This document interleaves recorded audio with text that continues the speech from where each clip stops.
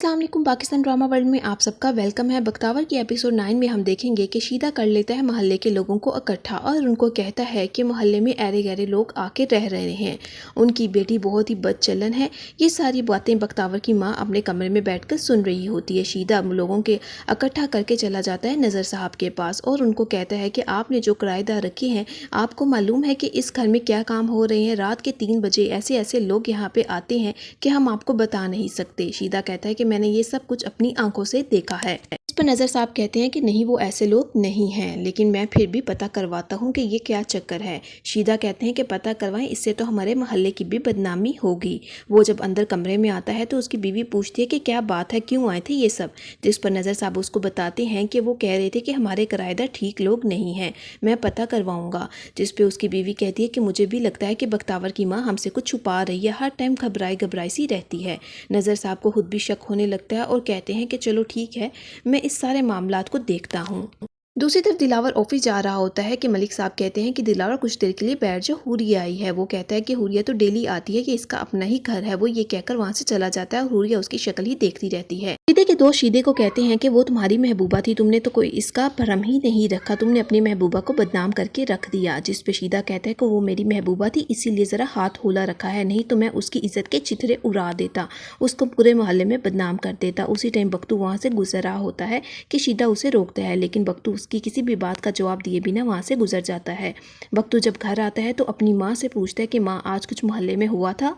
जिस पर उसकी माँ उसे बताती है कि हाँ, नज़र साहब के पास कुछ लोग इकट्ठे होकर आए थे और वो ये कह रहे थे कि हम लोग अच्छे नहीं हैं। वो बख्तावर का भी पूछ रहे थे, इसीलिए मैं चाह रही हूँ कि हम यहाँ से चले जाएं। ये बात सुनकर बख्तावर कहती है कि माँ, यहाँ पे किसी में भी इतनी हिम्मत नहीं है कि हमें यहाँ से निकाले, हम खुद ये शहर छोड़कर चले जाएंगे। बस मैंने दिलावर साहब से कुछ कर्जा लिया है, 4-5 माह में वो उतर जाएगा, फिर हम चले जाएंगे। अभी बख्तावर अपनी माँ से ये सारी बातें कर ही रही होती है कि नज़र साहब आ जाते हैं। वो कहते हैं कि बख्तू, मुझे ये तो बताओ कि तुम्हारी बहन कहाँ पे है। बख्तू ये बात सुनकर बड़ी परेशान होती है और साथ ही जवाब देती है कि आप होते कौन है मेरे से ये बात पूछने वाले, आप मालिक मकान है लेकिन हमारी ज़िंदगी के मालिक नहीं हैं। ये बात सुनकर वो कहता है कि बरखुरदार, तुम तो खुद ही गुस्से में अचानक से आ जाते हो। लोग मोहल्ले के इकट्ठे होकर आए थे तुम लोगों को घर से बाहर निकालने के लिए, उनका बस न चलता तो तुम्हारा सामान लेके तुम लोग को धक्के दे के यहाँ से निकालते। ये तो मैं ही हूँ तुम लोगों की जो हिमायत कर रहा हूँ, मैंने तुम लोगों की साइड ली, लेकिन तुम हो के समझ ही नहीं रहे। जिस पे बख्तू उसे कहती है कि हम घर जो है जल्दी ही खाली कर देंगे। लेकिन इस बार भी नज़र साहब अपने लिए रिश्ता रखते हैं बख्तावर का और कहते हैं कि मैं तुम्हारी बहन का रिश्ता मांगता हूँ, उसका रिश्ता किसी शरीफ ज़ादे से कर दो, और इस मोहल्ले में मेरे से ज़्यादा शरीफ कोई भी नहीं है, बेशक पूरे मोहल्ले से पूछ लो। और वो ये भी कहकर जाते हैं कि अगर इस दफ़ा इनकार हुआ तो देख लेना, सोच समझ के जवाब देना। जब वो घर आते हैं तो उनकी बीवी उनसे पूछती है कि क्या हुआ किराएदारों का। वो कहते हैं कि हो सकता है कि वो घर छोड़कर चले जाएं या मुमकिन है कि वो अपनी बेटी की शादी कर देंगे। सुनकर उनकी बीवी कहती है कि उस बच्चलन लड़की से कौन शादी करेगा। ये बात सुनकर नज़र साहब कहते हैं कि हमने अपनी आंखों से तो कुछ भी नहीं देखा, लगते तो शरीफ लोग ही हैं। ये इस बात सुनकर उनकी बीवी कहती है कि जितनी आप उनकी तारीफ़ें कर रही हैं ना, मुझे लगता है एक दिन आप ही अपना रिश्ता लेकर वहाँ पहुँच जाएंगे। नज़र साहब को गुस्सा आ जाता है और कहते हैं कि अपनी ज़बान संभालो, तुम्हें शर्म नहीं आती अपने मजाजी खुदा से ऐसी बातें करते हुए। मैं ना हो कि मैं भी तुम्हें किसी दिन 3 बोल सुनाकर यहाँ से भागता करूँ। नज़र साहब की बीवी को शक हो जाता है और वो उनको देखती ही रहती है। दूसरी तरफ बख्तावर अपनी माँ के सामने रोती है और कहती है कि हम गांव से इतनी दूर यहाँ पे किस लिए आए थे। अगर हमने यही कुछ करना था तो आप मेरी शादी मामेस के बेटे से कर देते, क्या होता मैं अपने सपनों का गला घोट देती। जिस पे उसकी माँ बख्तावर का ये रोना सुनकर कहती है, बख्तू, तुम्हें क्या लगा था कि तुम अपनी पर्सनैलिटी को बदल कर छोटे बाल करवा के हुलिया बदल के लड़का बन जाओगी और कोई मुश्किल पेश नहीं आएगी, तुम लड़की हो और लड़की ही रहोगी। जिस पे बख्तावर रो देती है और कहती है कि आप मुझे ताने मत दें, मैं एक बात तो समझ चुकी हूँ, मर्द हमेशा औरत की एक ही मजबूरी का फ़ायदा उठाता है, उस पर बदचलनी का इल्ज़ाम लगाता है। जब मैंने शीदे के रिश्ते का इनकार किया तो उसने पूरे मोहल्ले में मुझे बदनाम करने की कोशिश की और अब नज़र साहब भी बहती गंगा में हाथ धोने के लिए आ गए। वो कहती है कि अगर आप मेरे सपने पूरे नहीं कर सकती तो मुझे ताने मत दो। बख्तू अगली सुबह ऑफिस जाने के लिए जा निकल रहा होता है कि शीदा उसे रास्ते में रोक लेता है और कहता है कि मोहल्ले में बड़ी गलीज बातें हो रही हैं तुम्हारी बहन के खिलाफ, अगर तुम चाहो तो मैं सब कुछ कर सकता हूँ, मैं एक बार फिर अपनी माँ को भेज सकता हूँ तुम्हारे घर, बख्तावर की शादी मेरे साथ करवा दो, कोई भी इस मोहल्ले में तुम लोगों को कुछ नहीं कहेगा, मैं तुम लोगों को, तुम्हारी बहन को, तुम्हारे ख़ानदान को इज्जत दिलवाऊंगा, ये आखिरी मौका है, मान लो मेरी बात और अपनी बहन की शादी मेरे साथ कर दो। और शीदे की ये सारी बातें सुनकर کر اسے جواب دیتی ہے اور کہتی ہے کہ مجھے پتا ہے کہ ان سب کے پیچھے کس کا ہاتھ ہے، سچ جو ہے وہ زیادہ دیر تک چھپتا نہیں ہے۔ بختو دلاور صاحب کے گھر آتا ہے تو ملک صاحب اسے کہتے ہیں آگے میری ٹانگیں دباؤ۔ وہ دل برداشتہ ہو کے اس کی ٹانگیں دبا دیتا ہے لیکن اسے دبائی نہیں جاتی۔ ملک صاحب کہتے ہیں کہ چلے جاؤ وہاں سے، اور وہ دلاور کو کہتے ہیں کہ پتہ نہیں اس نے کیوں اتنا سر پہ چڑھا کے رکھا ہوا ہے۔ بختاور جو ہے وہ سیڑھیوں میں بیٹھ کے رونے لگ جاتی ہے۔ اسی دوران دلاور آ جاتا ہے اور اسے رونے کی وجہ پوچھتا ہے۔ بختو کہتی ہے کہ میں سب کام کر لوں گا، جھاڑو پوچھا، لیکن میں کسی کی ٹانگیں نہیں دباؤں گا، ملک صاحب نے مجھے ٹانگیں دبانے کے لیے کہا تھا۔ دلاور یہ سن کر ہنس دیتا ہے اور کہتا ہے کہ جا کے اوپر سے میرا لیپ ٹاپ اور میری فائلز لے آؤ، میں نے کہیں جانا ہے۔ اسی طرف حوریہ کے پاس اس کی پرسنل اسسٹنٹ آتی ہے۔ وہ اس سے پوچھتی ہے کہ عورتوں کے بارے میں کوئی اور کیس نہیں آیا۔ وہ اس کو بتاتی ہے کہ ایک کیس ہے جس میں عورت کو اس کے شوہر نے گھر سے باہر نکال دیا ہے، اس پر بد چلنی کا الزام لگا کر اس سے اس کے بچے بھی چھین لیے ہیں۔ یہ بات سن کے حوریہ کہتی ہے کہ ہاں یہ کیس اچھا ہے، یہ کیس ہم لائیو جو ہے میڈیا کے سامنے لے کر آئیں گے، لوگوں کو اس طرح کے کیسز میں بہت زیادہ انٹرسٹ ہوتا ہے۔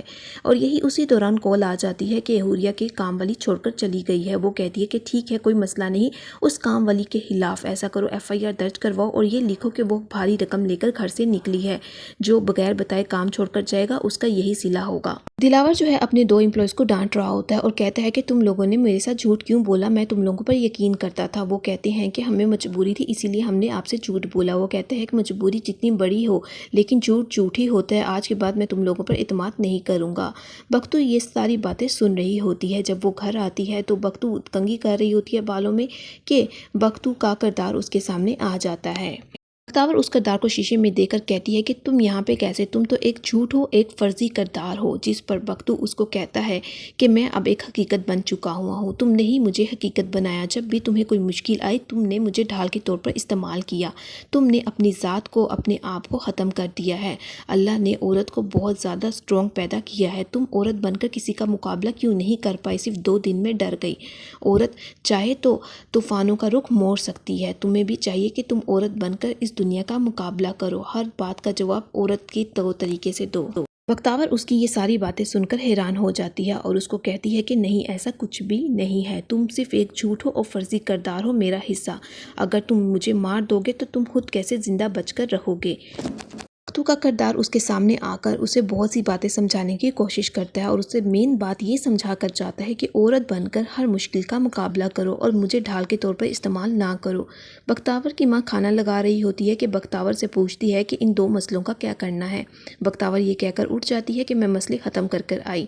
سب سے پہلے وہ جاتی ہے نذر صاحب کے گھر اور نذر صاحب کا دروازہ کھڑکا کر معافی مانگتی ہے کہ مجھے اس ٹائم آنا پڑا۔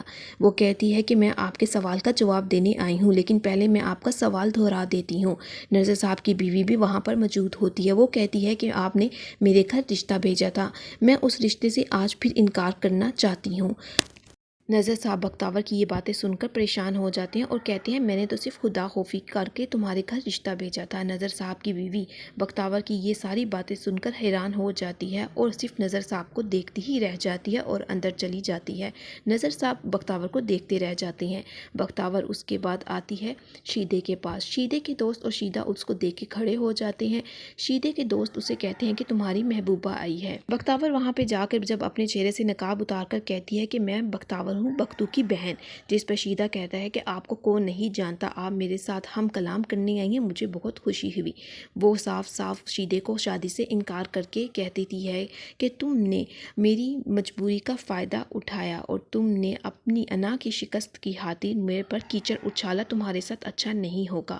وہ شیدے کو صاف انکار کر چلی جاتی ہے۔ دوسری طرف دلاور حوریہ کو کہتا ہے کہ تم ان مجبور عورتوں کے مسئلے میڈیا پہ اس طرح سامنے لے کر آتی ہو، اس سے تو ان کی مشکلات میں اضافہ ہو رہا ہے، نہ کہ ان کے مسئلے حل ہو رہے ہیں۔ جس پر حوریہ اس کو کہتی ہے کہ اس طرح کی عورتوں کے جب مسئلے سامنے آتے ہیں تب ہی تو ہمیں پبلسٹی ملتی ہے اور میڈیا کو بھی اسی طرح کی پبلسٹی کی ضرورت ہوتی ہے۔ دلاور یہ باتیں سن کر کہتا ہے کہ تم بہت کامیاب سیاستدان بنو گی، جس پر حوریہ اسے کہتی ہے کہ ہاں میں بہت کامیاب سیاستدان بنوں گی اور تم اس کامیاب سیاستدان عورت کے شوہر۔